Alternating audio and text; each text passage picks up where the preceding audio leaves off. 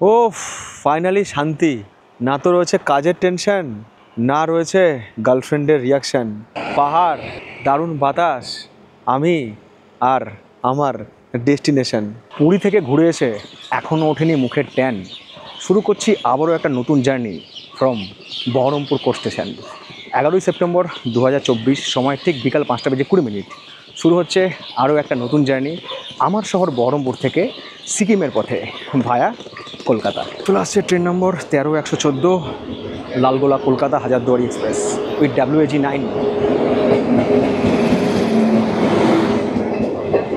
সময় বিকাল 5:35। আমাদের ট্রেন ছেড়ে দিল বহরমপুর কোচ স্টেশন। আর এই জার্নিতে আমার কোচ নম্বর হচ্ছে D3। আর প্রিমিয়াম তৎকাল টিকিট কেটেও সংরক্ষিত নন এসি কামরায় আমার সিট নাম্বার হচ্ছে 55, অর্থাৎ মিডিল সিট। তো এখন একটু জানলার ধারে এসে বসেছি, কারণ এই সিটের প্যাসেঞ্জার এখন আসেনি। এবারে নিয়ে নিয়েছি মশলা মুড়ি, পূর্ণ হবে 16 কলা, যদি পেয়ে যাই কৃষ্ণনগরের ডালপুরি। সন্ধ্যে 6:55 আমাদের ট্রেন এই মুহূর্তে পৌঁছেছে কৃষ্ণনগর সিটি জংশনে। আর কৃষ্ণনগর নিয়ে গেছিলাম ডালপুরি কিনতে, সেখানে দেখা হয়ে গেছে আমার দর্শক বন্ধুর সাথে। দাদার blog just awesome, mind blowing, আমার ফেভারিট। থ্যাংক ইউ খুব ভালো থেকে দাদা।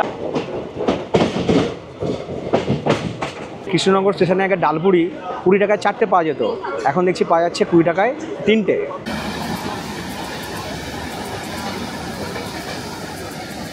দমদমের আউটারে আমাদের ট্রেন দাঁড়িয়ে ছিল হাজারদুয়ারি। এইদিকে আর গিয়েছে ডানকুনি লোকাল। তো ওখান থেকে আর কি চলে এলাম, এখানে কিছু দর্শক বন্ধু ছিলেন, বললাম ব্যাগটা একটু ধরুন, ব্যাগটা তুললাম। আর এই লোকাল ট্রেনের দরজা নিচে না পাদানি করা আছে, সুতরাং ধরে ওঠার কোনো সমস্যা নেই। একটা ভয় ছিল যদি বাই চান্স এর সিগন্যাল হয়ে যায় তাহলে কেস খেয়ে যাবো, যাই হোক সেটা হয়নি। দাদার ব্লগ আমি খুব ভালোবাসি, দাদাকেও খুব ভালোবাসি। এটা কিন্তু একটা ভালো অভিনব জিনিস হলো যে এক্সপ্রেস ট্রেন থেকে লোকাল ট্রেন। ট্রেন পরিবর্তন করার কারণ এটাই ছিল, দমদমে নেমে সেখান থেকে মেট্রো ধরে এসপ্ল্যানেড গিয়ে আবারও মেট্রো বদল করে সোজা চলে যাব হাওড়া স্টেশন। তাতে সময় কিংবা অর্থ দুটোরই সাশ্রয়। যদি মেট্রো ধরার সিদ্ধান্ত নিতে হতো তাহলে আমি বলবো একটা ভুল হয়ে গেছে। আমাকে না ওই ব্যারাকপুরে নেমে যেতে হতো। ব্যারাকপুরে নেমে যদি লোকাল ট্রেন ধরতাম তাহলে হয়তো এর আগে আমি দমদম গিয়ে পৌঁছালাম। যাই হোক, সিদ্ধান্তটা একটু ভুল হলো। এদিকে 9:12 বেজে গিয়েছে, রাত 9:49। আর এসপ্ল্যানেড থেকে হাওড়া লাস্ট মেট্রো ছিল 9:45। জাস্ট 4 মিনিটের জন্য মেট্রো পেলাম না। জিজ্ঞেস করলাম, বললো ওই মেট্রো বেরিয়ে গেছে, পাবেন না এখন আর। স্টেশনের বাইরে বেরিয়ে এসে কিন্তু প্রচুর অপশন রয়েছে। এখান থেকে কিন্তু হাওড়া কাছে, এখান থেকে হাওড়া যাওয়ার বাসও পাবেন। কেউ যদি মনে করেন বাইকে করে যাবেন, বাইক পাবেন, ক্যাবও পাবেন। তো আমি এখান থেকে একটা ক্যাব নিয়ে নিলাম, যাবো হচ্ছে হাওড়ার ওল্ড কমপ্লেক্সে। এখন বাজে হচ্ছে রাত 10টা। চিতপুর পৌঁছে, মানে কলকাতা স্টেশনে পৌঁছে, ওখান থেকে বেরিয়ে ওখান থেকে ক্যাব নিয়ে হাওড়া পৌঁছাতে কিন্তু 10:30টাই বাজত। আবার ওখানে ওই মানে ক্যাব পাওয়ার একটা বাওয়াল আছে, ওখানে এই অ্যাপ কাজ করে না, ওই অ্যাপ কাজ করে না। তো সেদিক থেকে যদি বলি আমি, তাহলে আমার খুব বেশি কিন্তু টাইম ওয়েস্ট হয়নি। হাওড়া স্টেশন থেকে বেশিরভাগ দূরপাল্লার ট্রেন ছেড়ে যাওয়ার সময় রাত 9টা থেকে রাত 12:15টার মধ্যে। সেক্ষেত্রে রাত 9:45 মেট্রো পরিষেবা শেষ হয়ে যাওয়াটা দূরপাল্লার ট্রেন যাত্রীদের ক্ষেত্রে কোথাও যেন চাপের। রাত 10:16 ফাইনালি পা রাখলাম হাওড়া জংশনে। আজকে রাত্রিবাস কিন্তু হবে হচ্ছে এই হাওড়া জংশনে। এর আগে কোনোদিন আমি হাওড়া স্টেশনে থাকিনি, আজকে ফার্স্ট টাইম থাকবো। এই এক্সিকিউটিভ লাউঞ্জে আজকে রাত্রিবাসের একটা চেষ্টা নিয়েছি। আজকে এখানেই থাকবো। এখানে ডরমেটারি রয়েছে, একটাই ডরমেটারি রয়েছে, তার সাথে 5টা বেড রয়েছে। এছাড়াও এদের 3টে রুম রয়েছে। এখানে 8 ঘন্টার জন্য, 12 ঘন্টার জন্য, 24 ঘন্টার জন্য ভাড়া দেওয়া হয়। তো আমি আজ রাত 10টা এন্ট্রি করলাম, কালকে ভোর 5টায় বেরিয়ে যাবো, তাহলে হলো হচ্ছে 8 ঘন্টার জন্য। এই হচ্ছে বেড, এদিকে চেয়ারও আছে, টেবিলও আছে, চাইলে কাজ করতে পারবেন। এখানে আমার হচ্ছে 1 নম্বর বেড। এরকম পরপর 5টা সেপারেট বেড রয়েছে, মাঝে এরকম পর্দা রয়েছে। আর এই রুমে কিন্তু 2খানা এসিও রয়েছে, লকারও আছে।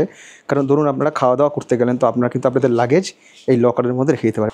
2টো ওয়াশ বেসিন রয়েছে, শাওয়ার রয়েছে, কমোড রয়েছে, মানে পরিষ্কার পরিচ্ছন্ন একদম ঠিকঠাক আছে। এটা আপনারা এখানে এসে বুকিং করছেন, ফোন করে বুকিং করছেন, সেক্ষেত্রে কিন্তু আপনাদের আই কার্ড অবশ্যই নিয়ে আসবেন, এবং হচ্ছে আপনাদের টিকিটের যে PNR সেটা কিন্তু লাগবে।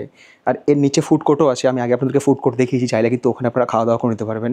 স্পেশালি যারা হাওড়া থেকে ট্রেন ধরবেন, যদি আপনাদের মনে হয় যে আপনারা রিটায়ারিং রুম বুক করবেন, সেখানেও অনলাইনে বুক করে বা অফলাইনে যদি অ্যাভেলেবেল থাকে থাকতে পারবেন।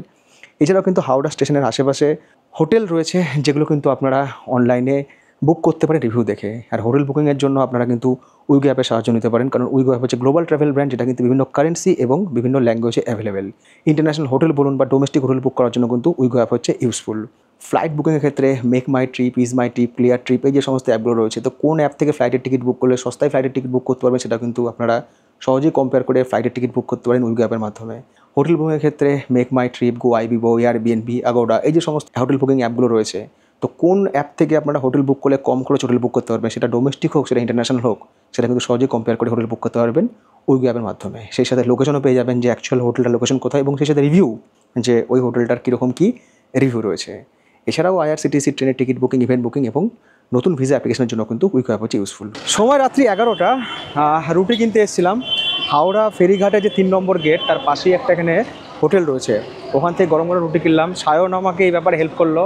এই মানুষটা আছে বলে আমরা হাওড়া স্টেশনে কোনো চাপ নেই, তাই তো?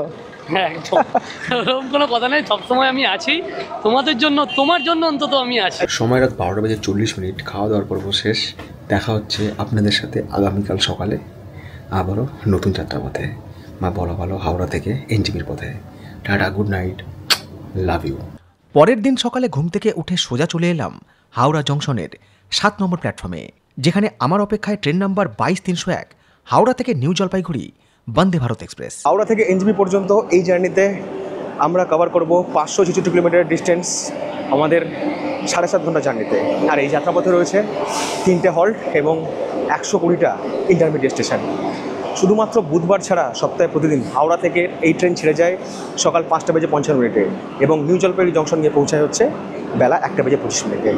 হাওড়া থেকে নিউ জলপাইগুড়ি পর্যন্ত এই যাত্রাপথে আমাদের ট্রেন কানেক্ট করবে বেশ কয়েকটা জেলাকে: হাওড়া, হুগলি, পূর্ব বর্ধমান, বীরভূম, পাকুড়, মুর্শিদাবাদ, মালদা, কাটিহার, উত্তর দিনাজপুর, কিষানগঞ্জ, দার্জিলিং এবং জলপাইগুড়ি। মাঝে মধ্যে না নিজের ভাগ্যের উপরে খুব হিংসা হয়। যখন আমি টিকিট কাটলাম তখন সিট ছিল প্রায় 350-এর ওপরে, তো আমি চেয়ার কারে টিকিট কাটলাম, এসি চেয়ার কারে। সিটটা দেখুন শুধু, এই হচ্ছে 19 নম্বর সিট। না জানলা পাবো এইদিকে, না জানলা পাবো ওইদিকে, কী দেখবো জানিতে আমি আমার কামরাটা পরিবর্তন করলাম। আমি C4-এ ছিলাম, চললাম C5। এখানে দেখলাম যে একটা সিট রয়েছে 73, এই সিটটা ফাঁকা রয়েছে, এখন কেউ এখনও আসেনি। তো এখানে এসে আপাতত বসলাম, অ্যাটলিস্ট জানলাটা ঠিকঠাক পাবো, নিজেও দেখতে পাবো, আপনাদেরকেও দেখাতে পারবো। হাওড়া ছাড়ার পর আমাদের এই ট্রেনের পরবর্তী এবং প্রথম স্টেশন হচ্ছে বোলপুর শান্তিনিকেতন। হাওড়া থেকে বোলপুর শান্তিনিকেতন পর্যন্ত আমরা অতিক্রম করব 146 কিলোমিটারের নন স্টপ ডিস্টেন্স এবং রয়েছে 43টা ইন্টারমিডিয়েট স্টেশন। ট্রেন হাওড়া ছাড়ার পর আমাদের সব প্যাসেঞ্জারকে দেওয়া হলো হচ্ছে 500 ml করে জলের বোতল। এবার আমাদেরকে দেওয়া হলো হচ্ছে নিউজ পেপার। বাংলার ক্ষেত্রে রয়েছে হচ্ছে এই সময়, আর ইংরেজি নিউজ পেপার নিলে রয়েছে হচ্ছে দ্য টেলিগ্রাফ। আমাদের ট্রেন পার করে হলো হচ্ছে বালি স্টেশন। এবার আমরা কর্ড লাইন ধরে যাবো হচ্ছে বর্ধমানের পথে। আমাকে তো একজন দর্শক বন্ধু জিজ্ঞেস করেছে যে মেন লাইন আর কর্ড লাইন ব্যাপারটা কি, কর্ড লাইনটা কি। তো হাওড়া ছাড়ার পর এই বালি স্টেশন থেকে দুটো লাইন দুদিকে যাচ্ছে, মানে ডানকুনি হয়ে বর্ধমান, এটা হচ্ছে কর্ড লাইন, আর এটা যাচ্ছে ব্যান্ডেল হয়ে বর্ধমান, ব্যান্ডেল মেমোরি হয়ে, ওটা হচ্ছে মেন লাইন। কিছু ট্রেন কর্ড লাইন ধরে যায়, কিছু ট্রেন হচ্ছে মেন লাইন ধরে যায়।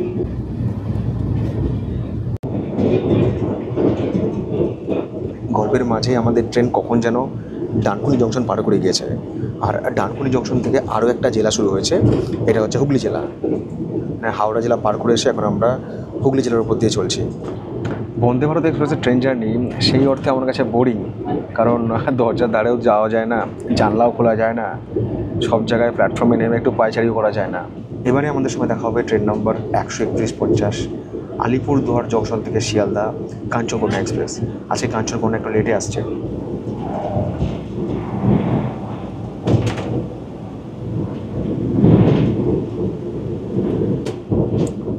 এই আমরা পার করছি জাপানডাঙ্গা স্টেশন।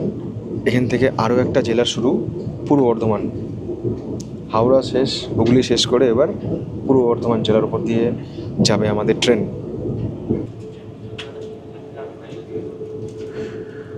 এই আমরা পার করলাম মশাগ্রাম স্টেশন। আপাতত চা দিয়ে গেছে, চা বলতে গেলে এরকম একটা টিকিট আর সেই সাথে গরম জল, মানে যেখানে চাটা আর কি বানাবো, আর সেই বিস্কুট।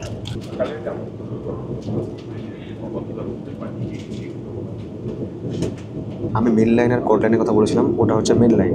এবার এখানে এসে এই মেন লাইন আর কর্ড লাইন মিশে যাবে, এবার একসাথে চলবে। শক্তিগড়ের কাছে এসেই মেন আর কর্ড মিশে যাবে, তারপর টুয়ার্ডস বর্ধমান। যে ট্রেন জার্নিতে খাবার দেওয়া হবে না, সেই ট্রেন জার্নিতে সিট পরিবর্তন করাটা মাইরি বিশাল চাপের। ওখানে যারা মানে C4-এ যারা ক্যাটারিং স্টাফ, তাদের কাছে লিস্ট কোন সিটে কটা প্যাসেঞ্জার কী খাবে। এবার এখানে আমি ব্রেকফাস্ট পাবো না, তো আমি C4 গিয়ে বলে এলাম, ভাই তুমি ব্রেকফাস্টটা দিয়েছো আমাকে এখানে এসে। বললো আমি দিয়ে দেবো ওখানে। তো বললো C4 তো 2-1টা সিট এদিকে ওদিকে ফাঁকা আছে, আপনি কোনো একটা জায়গায় এসে বসে পড়ুন, তাহলে আমাদেরও সুবিধা হবে। সত্যি কথা বলতে খাওয়াটা আমার কাছে অতটাও ম্যাটার করে না, আমার কাছে ট্রেন জার্নিটা ম্যাটার করে, প্লাস আপনারা যারা আগামী দিনে এই ট্রেনে জার্নি করবেন ট্রেনে কীরকম খাবার দিচ্ছে সেটা দেখানো ম্যাটার করে। যদি আমাকে বলে যে কোনো খাবার নাই ভাই, মশলা মুড়ি আর 1 বোতল জল নিয়ে ট্রেনে উঠে পড়ো, NJP পর্যন্ত জার্নিটা আমি করে নেবো, চাপ নেই।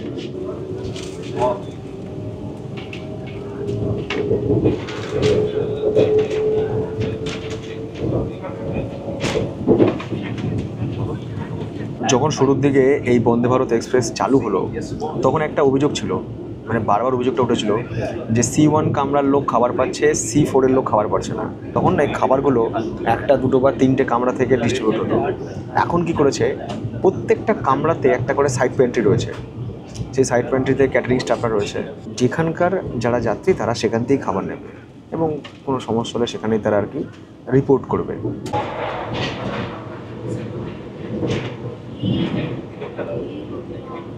যখন ট্রেন ফুল থাকবে, একদম ফুল, তখন সবাইকে একই টাইমে লাঞ্চ দেবে, মোটামুটি সবাই একই টাইমে খাবার খেয়ে শেষও করবে, ওই হাত ধোয়ার লাইন পড়বে।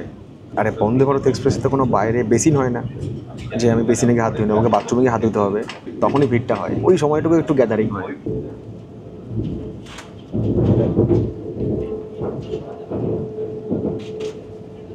এবার যেমন পেলিং বাংলা নামছি, এই দিকটা বেড়াতে যাচ্ছি, সিকিমের এই সাইডটা বেড়াতে যাচ্ছি, এরপরে কিন্তু একবার দার্জিলিংও যাব, দার্জিলিং মেলে করে। অনেকে দেখেছি বাস জার্নি পছন্দ করেন, তো কলকাতা থেকে অনেক ভালো ভালো বাস, লাক্সারিয়াস বাস বা ভলভো বাস কিন্তু কলকাতা শিলিগুড়ির মধ্যে চলাচল করে। তো আপনারা আমাকে বলবেন যে কোন বাস কভার করতে হবে, মানে একটা বাসের ব্লগ বানাবো, জানি না কতটা ভালো বানাতে পারবো, আর চেষ্টা করবো আপনাদের জন্য। যারা কলকাতা থেকে NJPর মধ্যে যাতায়াত করেন, বিশেষ করে ট্রেনে, তো তাদের মনে হয়তো একটা প্রশ্ন এসে থাকলেও থাকতে পারে যে হাওড়া থেকে NJP পর্যন্ত বা কলকাতা থেকে নিউ জলপাইগুড়ি পর্যন্ত সবথেকে ফাস্টেস্ট ট্রেন কোনটা? সেক্ষেত্রে কিন্তু হচ্ছে বন্দে ভারত এক্সপ্রেস, 7.5 ঘন্টা সময় নেয়। সেকেন্ড ফাস্টেস্ট ট্রেনের কথা যদি বলি তাহলে সেটা হবে হচ্ছে শতাব্দী এক্সপ্রেস, হাওড়া NJP শতাব্দী। থার্ড ফাস্টেস্ট ট্রেনের কথা যদি বলি তাহলে হবে হচ্ছে সরাইঘাট এক্সপ্রেস। সামনে পুজো আসছে, তো দেখুন এই ধান ক্ষেতের মাঝে মধ্যে এইসব কাশফুল ফুটে আছে। আমার ডায়েরিতে সব সিজনে কিন্তু ট্রেন জার্নি আছে। আপনি শীতকালে ট্রেন জার্নি করবেন, আপনি ভিডিও পাবেন। আপনি চরম বর্ষায় ট্রেন জার্নি করবেন, ভিডিও পাবেন। আপনি শরৎকালে ট্রেন জার্নি করবেন, ভিডিও পাবেন। খুব গরমকালে ট্রেন জার্নি করবেন, সেও ভিডিও পাবেন। কেন জানি না মনে হয় আমার নিয়মিত যারা দর্শক হয়তো বেড়াতে যেতে পারেন না, এই ভিডিওগুলো কিন্তু তার কাছে অক্সিজেন। মানে ঋতু পরিবর্তনের মতোই কিন্তু ভিডিও পরিবর্তন হয়। আজ উত্তরবঙ্গ, কাল দক্ষিণবঙ্গ, পরশু লং ডিস্টেন্স ট্রেন জার্নি, পাহাড়, সমুদ্র, মানে 12 মাস 12 রকম মনোরঞ্জন। জীবনে কামানোর জন্য অনেক কিছু আছে, শুধু পয়সাই শেষ কথা নয়, ভালোবাসা আছে, ভালো অভিজ্ঞতা আছে, ভালো স্মৃতি আছে। আর আমাদের সমাজে সত্যি কথা বলতে এক শ্রেণীর মানুষ হেটার্স ছিল, আছে, থাকবে। আপনি চাকরি করুন, ব্যবসা করুন, কিছু করুন চাই না করুন, আপনার প্রতিটা কাজেই তাদের প্রবলেম। আপনি হয়তো একটু ভালো খাওয়া দাওয়ার ছবি দিচ্ছেন ফেসবুকে, কতজন খেতে পায় না আর আপনি ছবি দিচ্ছেন। আপনি হয়তো বেড়াতে যাচ্ছেন এসি কামরায়, আপনি বড় লোক, এসি কামরায় বেড়াতে যান, আমরা যেতে পারি না। আপনি হয়তো চাকরি পেয়েছেন, হয়তো মুখ বেঁকিয়ে আড়ালে বলবে চাকরি পেয়েছে, পয়সা দিয়ে চাকরি পেয়েছে। আপনার মেয়ের ভালো বিয়ে হলেও প্রবলেম, ভালো না হয় বিয়ে হলেও প্রবলেম, আপনি প্রেম করলেও তাদের প্রবলেম, সবাইতেই তাদের প্রবলেম। মানে তারা অন্যের ভালো দেখতে পারে না। এটা শুধু কৌশিকের জন্য নয়, কিন্তু এটা কিন্তু সবার জন্য। মানে আমাদের সবার জীবনে, প্রত্যেকটা মানুষের জীবনে আপনি যে যেমন জায়গা থেকে সফল বা না সফল, হেটার্স সবসময় থাকবে। মানে হেটার্স ছিল, আছে, থাকবে। ট্রেনের ক্যাটারিং স্টাফরা কিন্তু ভালো আছে। দেখুন আমার কিন্তু উঠতে হয়নি, আমায় কিন্তু ব্রেকফাস্ট দিয়ে গিয়েছে। Mix fruit jam, butter, ketchup, এখানে নিশ্চয়ই ব্রেড রয়েছে। এই হচ্ছে মশলা অমলেট, সঙ্গে রয়েছে ফ্রেঞ্চ ফ্রাই। জিনিসটা গরম আছে।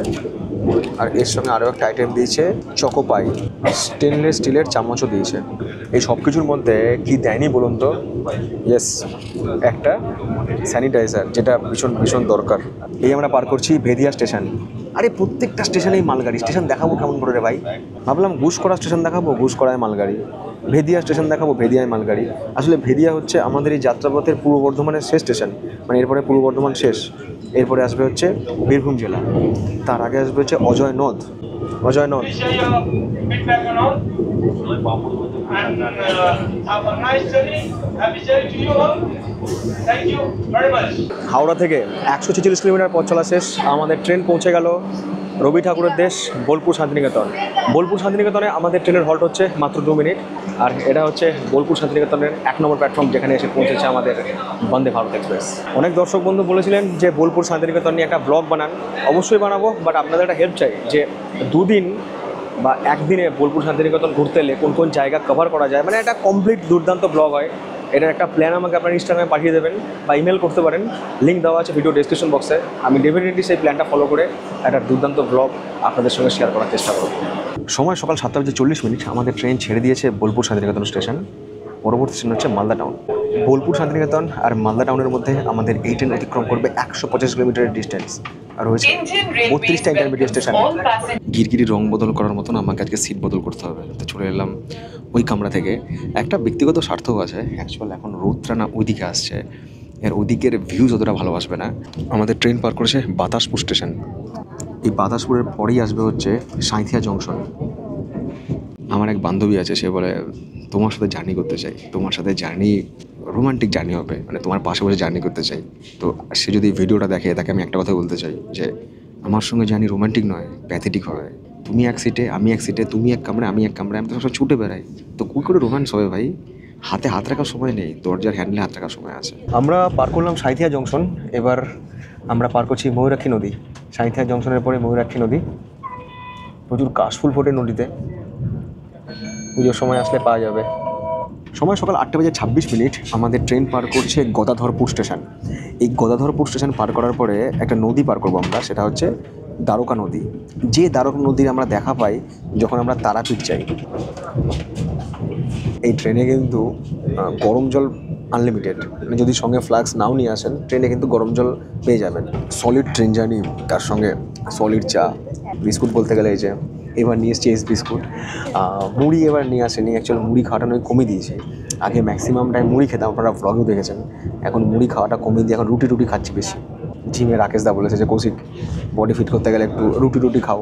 মাসে 2-3 দিন জিম গিয়ে হাত ফাত ঠিকঠাকই আছে। বন্দে ভারত এক্সপ্রেস পার করে এলো বীরভূমের মল্লারপুর স্টেশন।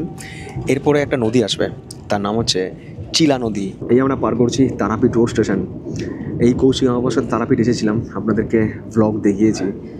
যারা যারা ব্লগ দেখে নিতে পারেন, লিঙ্ক দেওয়া থাকলো ওপরের আই বোতামে। ট্রেন ঝুলছে ফাটাফাটি, কারণ এই যাত্রাপথে আমাদের ট্রেনের অ্যাভারেজ স্পিডই হচ্ছে 75 কিলোমিটার/আওয়ার। আমাদের রেলপথের সাথে সাথেই আরও একটা সড়কপথ ওইদিকে চলেছে, মানে আমার ডান দিকে, ওটা হচ্ছে মোরগ্রাম পানাগড় স্টেট হাইওয়ে।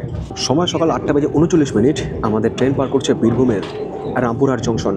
আর দুমকা যাওয়ার জন্য ট্রেন এই রামপুরহাট জংশন থেকে বদল করতে হবে। তো আমরা পার করছি স্বাধীনপুর স্টেশন। স্বাধীন নয় কিন্তু। এই স্বাধীনপুরের পরে আসবে হচ্ছে ব্রাহ্মণী নদী।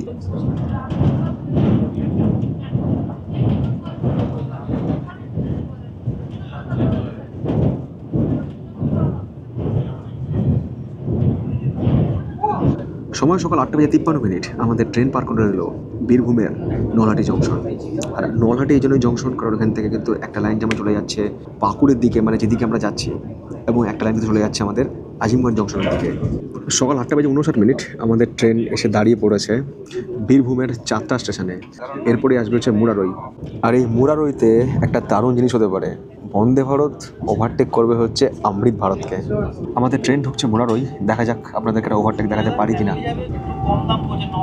এই যে অমৃত ভারত ওভারটেক।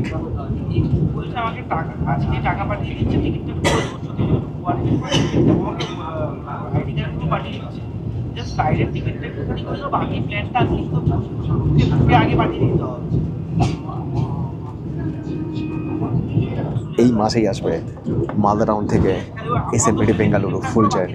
আমরা পার করলাম বাসলই নদীর ব্রিজ। একটা স্টেশনও আছে, এই স্টেশনের নাম হচ্ছে বাসলই ব্রিজ স্টেশন। আমরা পার করছি বীরভূমের রাজগ্রাম স্টেশন। প্ল্যাটফর্ম ওইদিকে পড়েছে। এই স্টেশন পার করে কিন্তু বীরভূম জেলা শেষ। পরবর্তী রাজ্য ঝাড়খণ্ড, এবং ঝাড়খণ্ডের পাকুড় জেলা শুরু।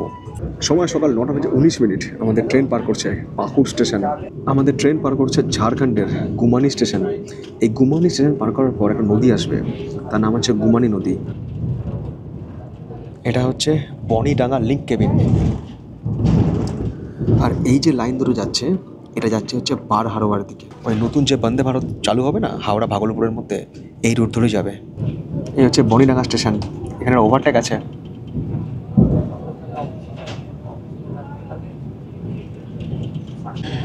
এইবার আসবে তিলডাঙ্গা স্টেশন। এই তিলডাঙ্গা থেকে শুরু হবে আমার জেলা মুর্শিদাবাদ। ফারাক্কা ফিডার ক্যানেল, একেই আমরা পাবো যখন আমরা আইরন পার করব।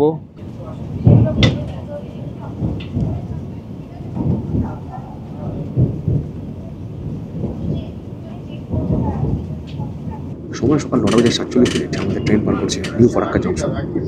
আর নিউ ফারাক্কা এই জন্যই জংশন, কারণ এখান থেকে যেমন একটা লাইন চলে যাচ্ছে বাঁকুড়ের দিকে, মানে এই থেকে আমরা এলাম, এবং একটা লাইন চলে যাচ্ছে আমাদের আজিমগঞ্জের দিকে। এত জলের ফোর্স, বাপরে। এখান থেকে গঙ্গা খানিকটা গিয়ে পদ্মা নামলে বাংলাদেশ ঢুকছে। আমাদের লালগোলা রঘুনাথগঞ্জে গেলে এই নদী যে কতটা চওড়া আর কতটা বড় সড়ে বয়া যায়। লালগোলা হই বাংলাদেশে ঢুকছে নদী। ফারাক্কা ব্যারেজ শেষ। এবার প্রশ্ন আপনাদের জন্য, ফারাক্কা ব্যারেজে মোট কয়টা গেট রয়েছে? আমরা পার করে এলাম চামাগ্রাম স্টেশন, শুরু আরও একটা জেলা মালদা। চামাগ্রামের পরে হচ্ছে খলতিপুর, জামিরঘাটা, গৌরমালদা, দেন মালদা টাউন আমাদের ট্রেনের দ্বিতীয় স্টপেজ। সময় সকাল 10:22। হাওড়া থেকে 329 কিলোমিটার পথ চলা সম্পূর্ণ করে আমাদের ট্রেন এই মুহূর্তে এসে পৌঁছালো তার যাত্রাপথে দ্বিতীয় স্টেশন মালদা টাউন। মালদা টাউনে আমাদের এই ট্রেনের হল্ট হচ্ছে মাত্র 3 মিনিট। আর বলার অপেক্ষা রাখে না, ট্রেন এখানে বেশ কয়েক মিনিট অ্যাডভান্স, বেশ কয়েক মিনিট কেন 10 মিনিটের বেশি অ্যাডভান্স হয়ে গিয়েছে। আর এটা হচ্ছে মালদা টাউনের 1 নম্বর প্ল্যাটফর্ম, যেখানে এসে পৌঁছেছে আমাদের ট্রেন। আর বাইরে লেভেলের গরম। সময় সকাল 10:35 আমাদের ট্রেন ছেড়ে দিল মালদা টাউন স্টেশন। পরবর্তী স্টেশন বারসুই জংশন। মালদা টাউন আর বারসুইয়ের মধ্যে আমাদের এই ট্রেন অতিক্রম করবে 90 কিলোমিটার ডিস্টেন্স রয়েছে 18টা intermediate station. Solo trip enjoy করি আমি ঠিকই, ব্লগ বানাই ঠিকই, কিন্তু কোথাও বোরিং। আর বন্দে ভারতের জার্নি তো মানে একটু বেশি বোরিং। দরজা ধারে যেতে পারছি না, ট্রেনের ক্রসিং দেখতে পাচ্ছি না, সেই যে এক্সাইটমেন্ট, সেই যে ঝড়ের গতিতে ট্রেন যাচ্ছে সেটা হচ্ছে না। কিন্তু সেটাও হবে খুব তাড়াতাড়ি। আরও একটা ব্লগ আসবে যেখানে আমরা একটা লং ডিস্টেন্স ট্রেন জার্নি করবো, যেখানে প্রচুর স্টেশন থাকবে এবং প্রচুর ওভারটেক এবং প্রচুর ক্রসিং থাকবে। আপনারা হয়তো দেখতে দেখতে বোর হয়ে যাবেন, বাট আমি কভার করতে করতে বোর হবো না। এই যে মালদা টাউনের পরে আমরা মহানন্দা নদীকে পাচ্ছি না, এখানে কিন্তু মহানন্দা নদীর দুটো ভাগ রয়েছে। ওইদিকে আরেকটা নদীও রয়েছে, আর এদিকে মহানন্দা, দুটো নদী এখানে মিশছে। সময় সকাল 10:52 আমাদের ট্রেন পার করছে একলাখি জংশন। আর একলাখি এই জন্য জংশন কারণ এখান থেকে ভাগ হয়ে যায় বালুরঘাট যাওয়ার লাইন। আমাদের যাত্রাপথের আরও একটা স্টেশন, এটা হচ্ছে কুমেদপুর জংশন। আমি আজ অবধি কুমেদপুর জংশনকে দেখতে পাইনি, যতবার এখান দিয়ে পাস করেছি এদিকে মালগাড়ি ওদিকে মালগাড়ি, মাঝখান দিয়ে ট্রেন পাস করছে। কুমেদপুর এই জন্যই জংশন কারণ এখান থেকে এক লাইন চলে যাচ্ছে হচ্ছে কাটিহারের দিকে, এখান থেকে এক লাইন যাচ্ছে কাটিহারের দিকে। আবার ওই মুকুরিয়া জংশন যেটা আছে, মুকুরিয়া জংশন থেকে একটা লাইন যাচ্ছে কাটিহারের দিকে। দুটো লাইন এদিক থেকে এটা ওদিক থেকে ওটা গিয়ে মিশছে ওখানে। খাবার দিয়ে গেছে, খাবারটা খেয়ে আপনাদের একটা রিভিউ দিই। রিভিউ দেওয়ার আগে আমি দুটো কথা বলি। এই ট্রেনে কিন্তু যখন আপনারা টিকিট বুক করছেন অপশন থাকবে ভেজ, নন ভেজ আর নো ফুড। তো যদি আপনাদের মনে হয় যে না আমরা ট্রেনের খাবার নেবো না, আমরা বাইরের খাবার খাবো বা বাড়ি থেকে খাবার নিয়ে আসবো, তো করতে পারেন। সেক্ষেত্রে কিছু টাকা আপনাদের মাইনাস হয়ে যাবে, যেটা রাজধানী, দুরন্ত, শতাব্দী বা বন্দে ভারতেও হয়। আর ভেজ নন ভেজের অপশন মধ্যে যেটা আপনারা চুজ করছেন চুজ করতে পারেন। নন ভেজে থাকে চিকেন আর ভেজে থাকে পনির, যা ছিল তাই সিম্পল। ওই পরোটা, এর সময় একটা আলুর সবজি, চিকেন, ডাল, ভাত, আর এদিকে রয়েছে দই, আর একটা আমের আচারও রয়েছে, একটা চামচও রয়েছে। যা খাবার ছিল তাই রয়েছে। চিকেন 3 পিস রয়েছে, আর চিকেনের পিস হচ্ছে এরকম। চিকেনে অল্প বিস্তর ঝাল থাকলেও ডাল ভাতের স্বাদ মোটামুটি ভালোই ছিল। যদি সম্ভব হয় সঙ্গে আপনারা একটা আলুর পাঁপড়ের প্যাকেট নিয়ে নেবেন। ডাল ভাত আর আলু ভাজা নেহাতি মন্দ হবে না।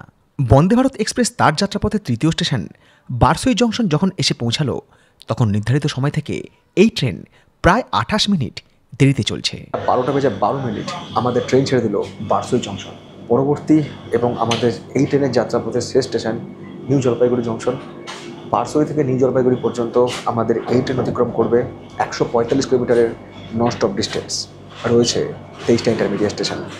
আর বারসুই এই জন্যই জংশন কারণ এখান থেকে পাওয়া হয়ে যায় রাধিকাপুর যাওয়ার লাইন, যেখানে আমি যাব খুব তাড়াতাড়ি। আইসক্রিম না, এইটারই অভাব ছিল। এই আইসক্রিমের অনেক গল্প আছে। কুচি আদায়া। সময় বেলা 1:03 আমাদের ট্রেন পার করছে ডালখোলা স্টেশন। আর ডালখোলা থেকে আরও একটা জেলার শুরু, উত্তর দিনাজপুর। বিহার ছেড়ে আমরা আবারও প্রবেশ করেছি পশ্চিমবঙ্গ রাজ্যে। আমাদের ট্রেন পার করছে আলুয়া বাড়ি রোড জংশন। আলুয়া বাড়ি রোড এই জন্যই জংশন কারণ এখান থেকে কিন্তু ভাগ হয়ে যায় শিলিগুড়ি জংশন যাওয়ার লাইন। যারা প্রথম উত্তরবঙ্গ বেড়াতে আসে না প্রথমবারের জন্য, ট্রেনটা যখন ঢোকে এনজেপি সকাল হয়ে যায়, যখন জানলাটা খোলে বা দরজা ধারে এসে দাঁড়ায়, এই যে চা বাগান দেখে না, তখন থেকে তাদের মনে একটা পাহাড় পাহাড় ভাব চলে আসে। এই আমরা পাহাড় এসছি, এই চা বাগান। এই রেলপথে জার্নি করতে করতে যদি একবার কাঞ্চনজঙ্ঘা দেখা যেত, ওয়েদার ক্লিয়ার থাকলে কাঞ্চনজঙ্ঘা দেখা যায়। আজকে তো ওয়েদার ক্লিয়ার আছে, হয়তো দেখা গেলেও যেতে পারে, কিন্তু চা বাগানগুলো দেখার পর মানে প্রথম যে উত্তরবঙ্গ আসছে, মানে এটা হয়তো আপনারও হয়েছিল বা আপনাদের হয়েছিল, ইয়েস আমরা এবার পাহাড়ে যাচ্ছি, এরকম একটা ব্যাপার। আমাদের ট্রেন প্রায় পৌঁছে গিয়েছে চটেরহাট স্টেশনের কাছে। সামনে রয়েছে চটেরহাট স্টেশন, আর এই চটেরহাট কিন্তু পরে হচ্ছে দার্জিলিং জেলাতে। এই আমাদের ট্রেন পার করছে চটেরহাট স্টেশন, এখান থেকে আবার শুরু হচ্ছে দার্জিলিং জেলা, এরপরে আসবে হচ্ছে নিজবাড়ি স্টেশন। এই চটেরহাট আর নিজবাড়ির মধ্যে কিন্তু কাঞ্চনজঙ্ঘা এক্সপ্রেসের দুর্ঘটনা হয়েছিল, এখনও সেই মালগাড়ির কামরাগুলো লাইনের ধারে পড়ে আছে। জেসিবি দিয়ে ওই সব ভাঙা দুমড়ানো মোছানো কামরাগুলো সরানোর কাজ চলছে। এরপরে আসবে হচ্ছে রাঙাপানি, তারপরে হচ্ছে নিউ জলপাইগুড়ি জংশন। এবার ব্যাগ ট্যাগ গোছাই।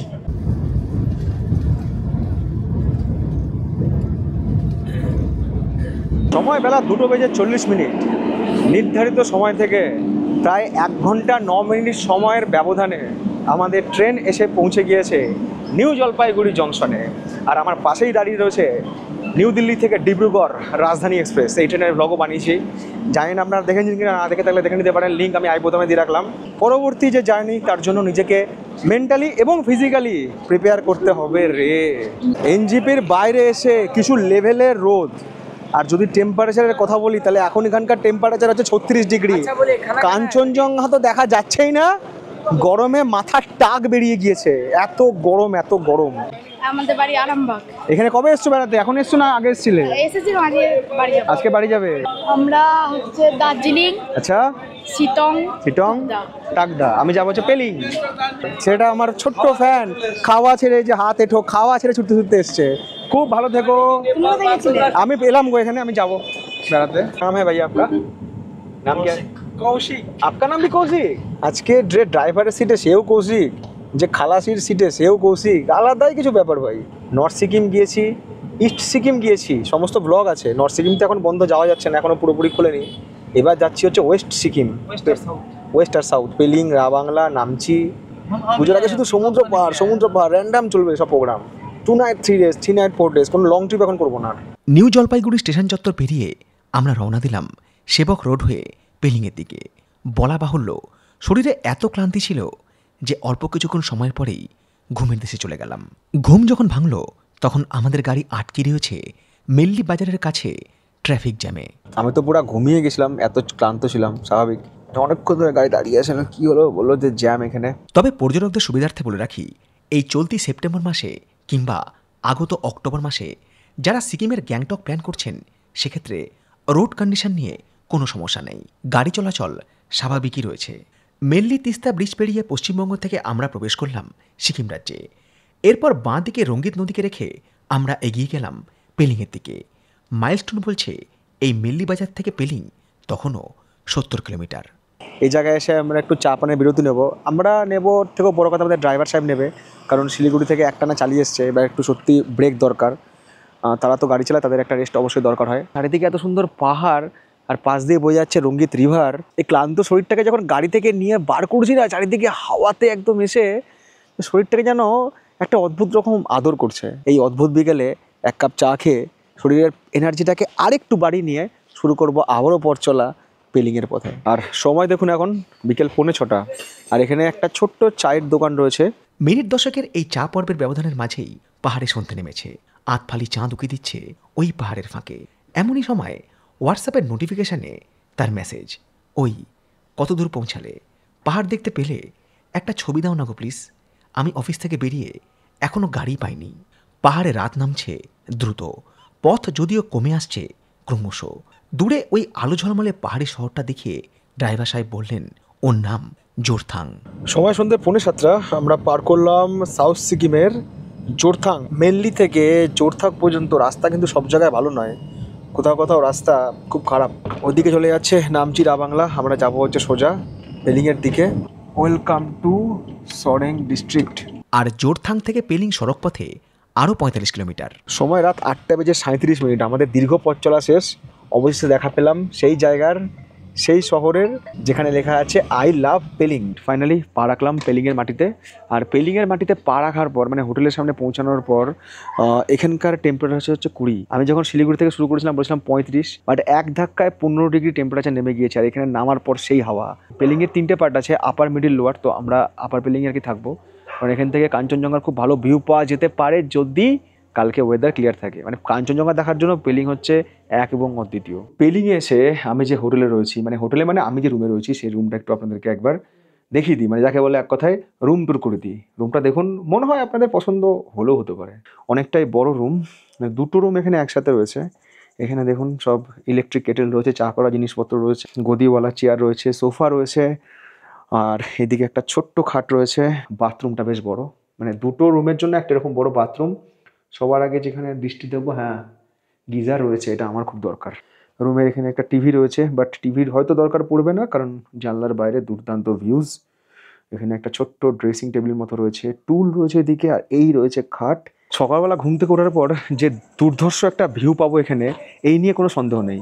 আর এই সামনেই কিন্তু কাঞ্চনজঙ্ঘা দেখতে পাবো। যদি আজকে আকাশে মেঘ না থাকতো এবং ফুল মুন থাকতো, তাহলে হয়তো কাঞ্চনজঙ্ঘার একটু ছিটেফোঁটা দেখা আমরা পেতে পারতাম। সময় রাত 10টা। এমনিতে পাহাড়ে তাড়াতাড়ি রাত নামে। রুটি, আলু ভাজা রয়েছে, স্যালাড রয়েছে, আলু পটলের তরকারি রয়েছে, আর চিকেন রয়েছে। এই 2 পিস চিকেন আমার জন্য এনাফ। আর রুটি দেখুন একদম পুরো বাড়ির মধ্যে হাত রুটি। তবে চিকেন থাক বা সবজি থাক, ওই বাঙালির প্রিয় খাবার যেমন ভাত ডাল, তেমনি এই রুটি আর হচ্ছে আলু ভাজা, এটার কোনো বিকল্প হয় না। আগামীকাল অর্থাৎ আমাদের এই সিরিজের 2য় পর্বে আমরা পেলিংয়ের সাইট সিন করবো, এবং একদিনের ভ্রমণে পেলিংয়ে যা যা কিছু দেখার আছে সেই পর্ব নিয়ে আমি ফিরবো আপনাদের সাথে এর পরে পর্বে। সবাই ভালো থাকুন, সুস্থ থাকুন, সবাইকে শুভরাত্রি, টাটা।